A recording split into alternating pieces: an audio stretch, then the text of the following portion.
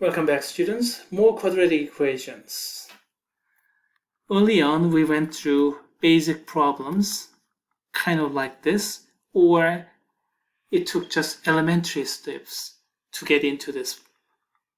Now let's consider kind of problems that we need some further work and further manipulation to get there. And these kind of problems are kind of warming up.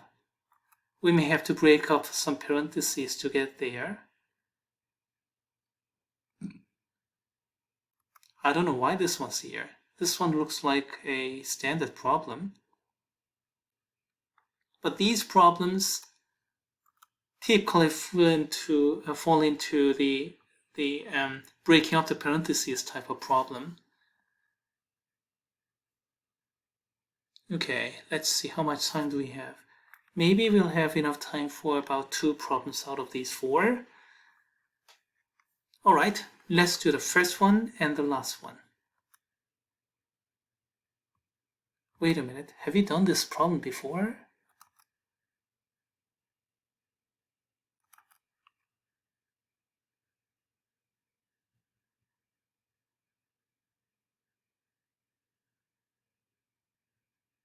We have done it before, so it's going to be a waste of time.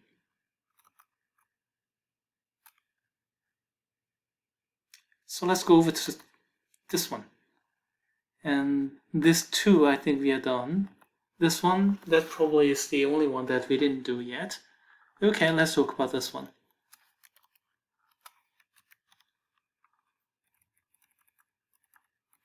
We have a bunch of parentheses to break up, so let's go ahead and do that.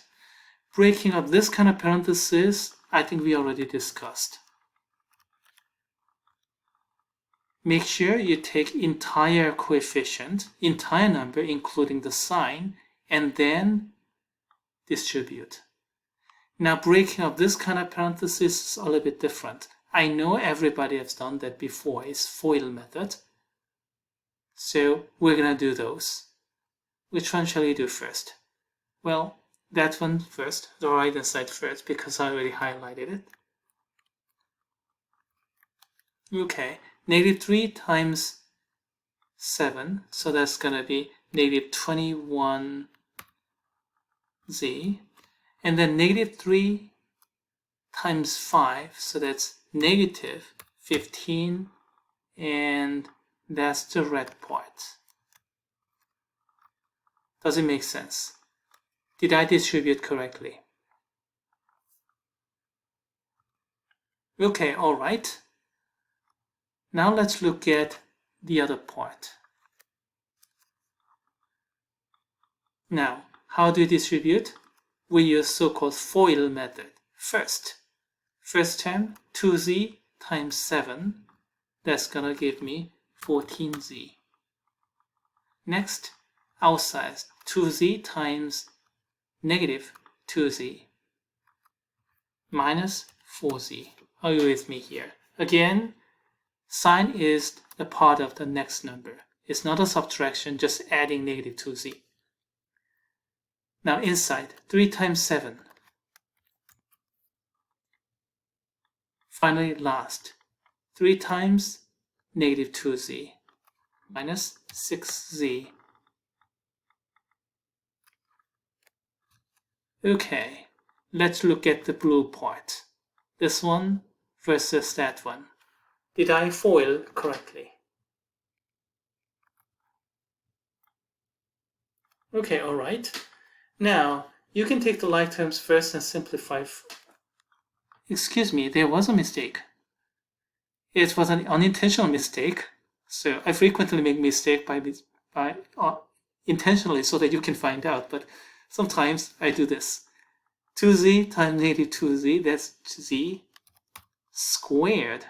So that was an unintentional mistake. Okay, all right.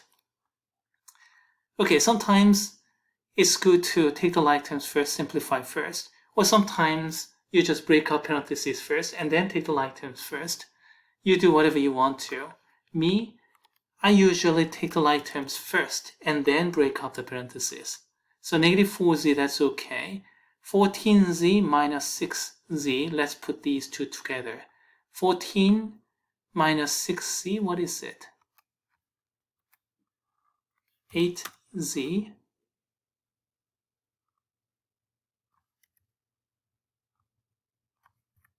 And then plus 21. Why am I losing all the signs? Let me rewrite everything again.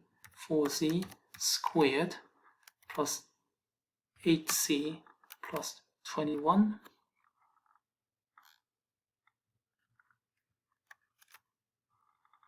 Okay, let's come back. Negative 4z squared, okay, that's there. And 14z minus 6z, okay, we have 8z, and 21 was there before, so we got that. And I didn't do anything here. Maybe I can combine these. 5z minus 21z, so this will become negative 16z. Okay, all right.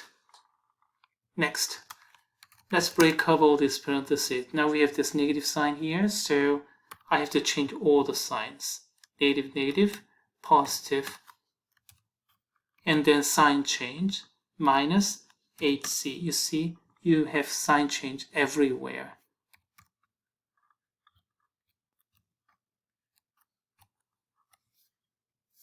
I hope I did everything correctly. Please check my computation while I'm aligning these equalities. Is everything correct? Okay, all right. 4z squared and then minus 8z, and then I have to work this one, negative 16z, to the other side, so plus 16z. And then how about the number part? 1 minus 21 is minus 20, and then I have to flip this 15 to the other side.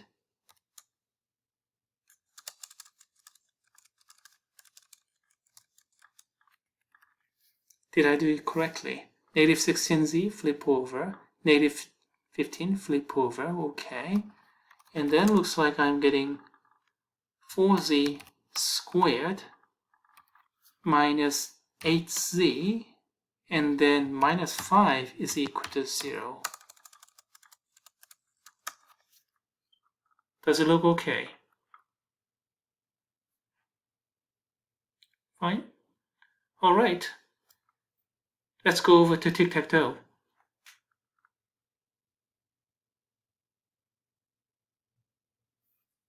If you do it right,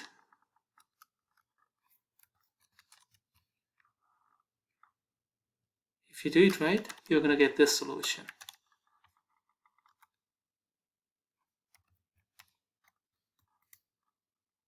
Negative 1/2 and 5/2. Those are going to be your solutions if you do it right.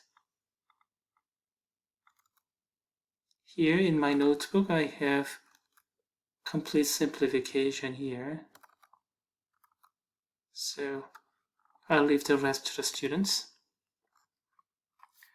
I just did one of the parts the students make silly mistakes, as a matter of fact. Breaking up parentheses, not difficult, but that's where a lot of silly mistakes take place. And then foiling is usually okay. I haven't seen many students failing in foiling, but breaking up the parentheses with pluses and minuses and sign changes, that's another big problem there.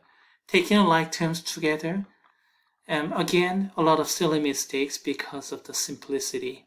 Eventually, once you get a simple form, from that point on, okay, it's all right, it's a well set up problem. Go to tic-tac-toe, whatever, you can do this.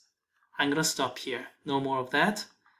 And let's discuss a little bit harder problems with denominators in the second video.